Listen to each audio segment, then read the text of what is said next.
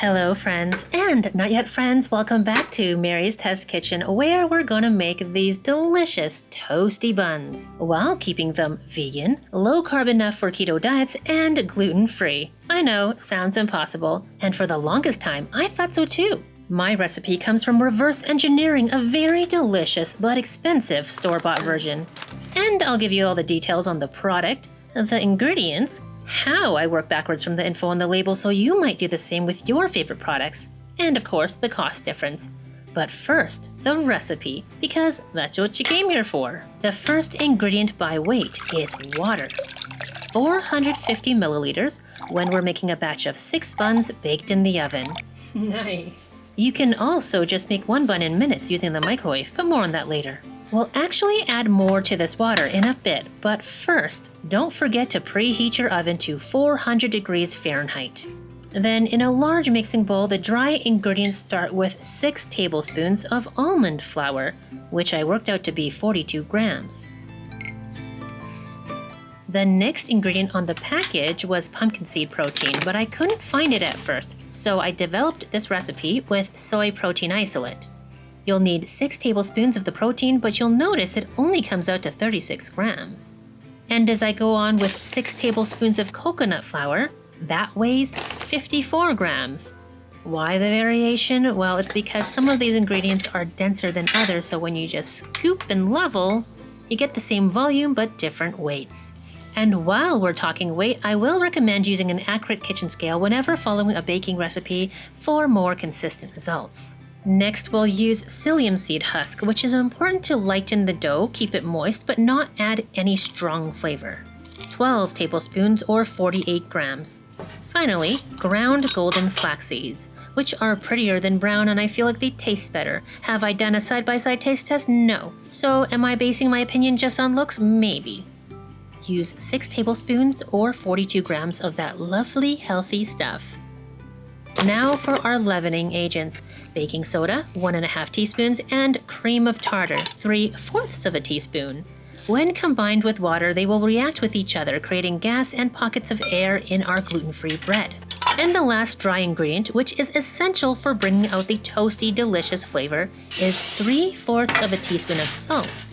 Which reminds me of today's sponsor, Element. And by the way, thank you so much for listening to this short message and supporting my sponsors who help me create these well-tested recipes for you. I'm actually really honored to be working with Element because I have loved their products for years.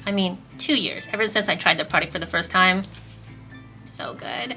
And when you try them for the first time, you will know exactly what I mean when I say they make the most delicious way to rehydrate. Whether you're dehydrated from sweating, from working out, a night out, if you know what I mean, or if you've just started keto, you're transitioning, especially in the beginning stages when we're losing a lot of water weight, you're not just losing water, you're losing electrolytes. And if they're not replaced, you can feel headachy, lethargic, tired, even get muscle cramps. It has certainly happened to me when I've been carb cycling unintentionally, like this past holiday season.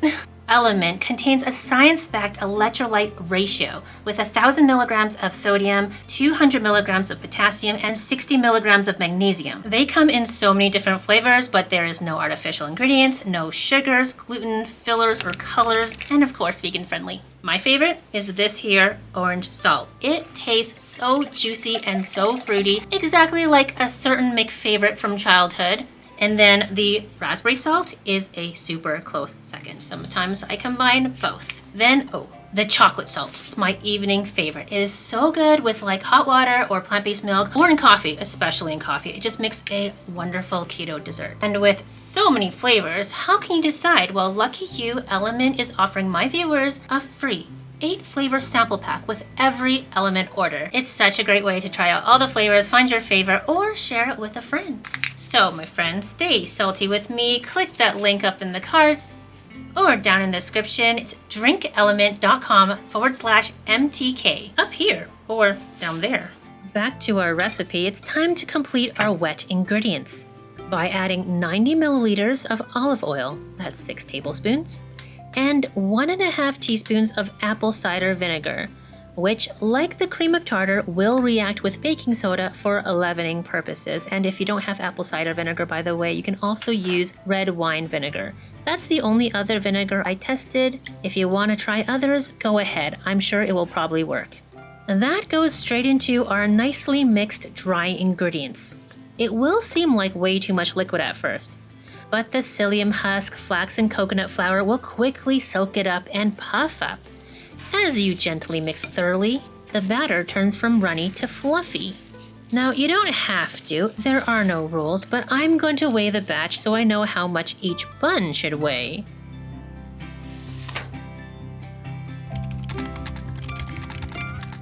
To shape them, I found I like to put a portion in a small mixing bowl and then work with a spatula to turn it into a sweet potato shape. If it's sticking, you can use a little oil or water to help, or use your hands. For baking, I'm going to use my favorite non-stick baguette pan, which I'll link in the description as usual. But do you need this particular pan? No, use what you have. Then we can lay our little low-carb sweet potato looking dough on there. And repeat with the rest of the mix. If you find your bun cracking, try to use more of a patting motion than a rolling motion to shape.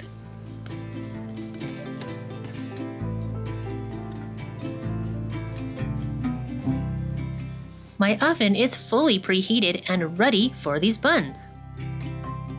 Place them on the middle rack and set the timer for 15 minutes.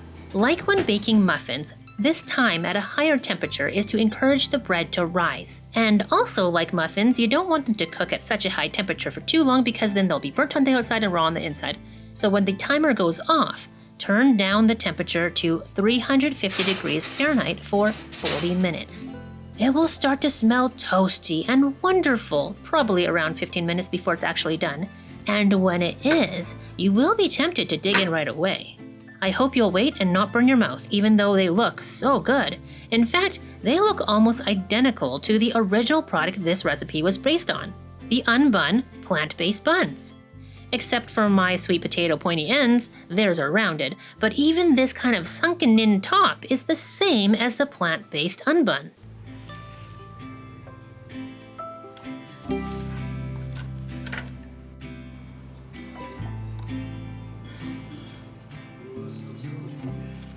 When it cools completely, I can cut one open and show you this airy, fluffy texture. It's more like a cross between a muffin and a yeasted bread, almost like an English muffin, but not as chewy. But the edges are crisp and toasty. The almond, coconut, and psyllium give this a wonderful, fragrant aroma.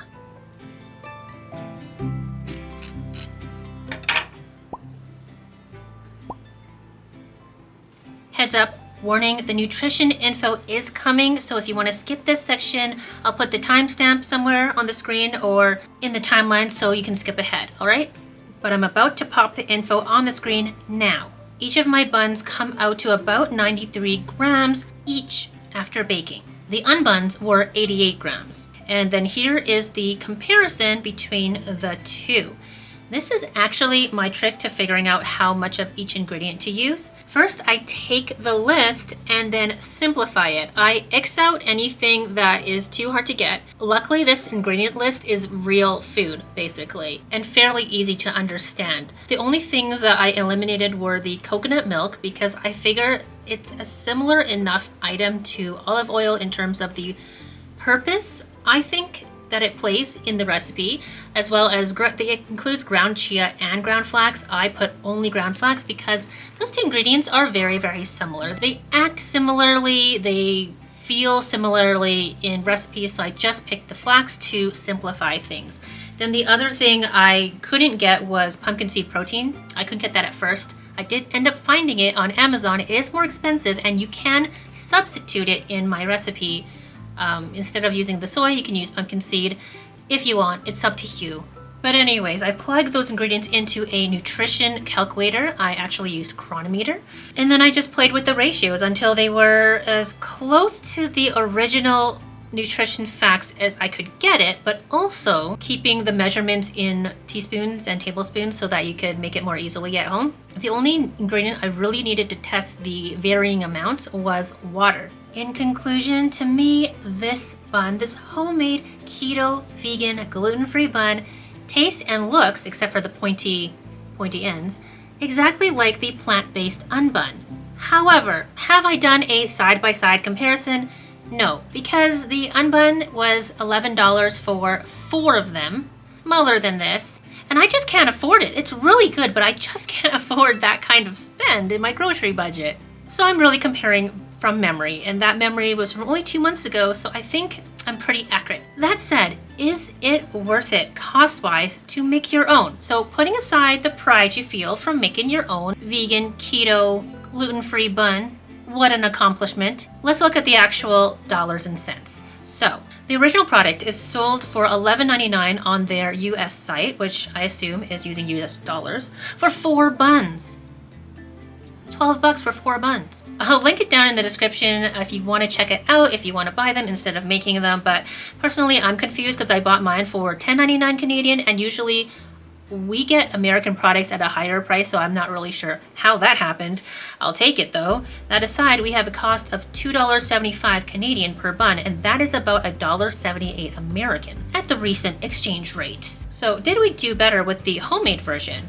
Long story short, yes. At under $8 per full recipe, making 6 buns, that means $1.28 per slightly larger bun.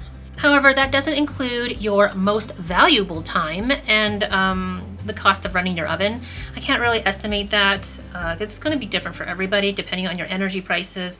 The other downside is if you can't buy just the amount that you need at a bulk food store, say, and you're buying full-size packages of coconut flour or almond flour or the pumpkin protein or soy protein, those might be a little bit spendy for your grocery budget, especially if they're not like your regular pantry items. For me, most of it is my regular pantry item, plus of course I use those products for my YouTube channel, so of course it's going to be worth it for me, and I really enjoy it.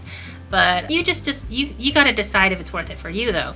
Personally, I am over the moon over this recipe. I think it actually, because of the toasty, nutty, fragrant aromas, I actually think it tastes better than regular bread. But am I done with this recipe? Am I convinced that I've made the best vegan, keto, gluten-free bread recipe there is to make? No, not by a long shot. I have like a lot of little variables I want to try. I want to try, can I lower the amount of baking soda without losing the lift? Can I make the ingredient list shorter? Can I simplify it even more? Can I introduce more protein in this recipe while still having it taste wonderful? Can I lower the almond flour or the flax amount to lower the carb count even more? I don't think I've mentioned it yet. The carb count is like 5 net carbs about.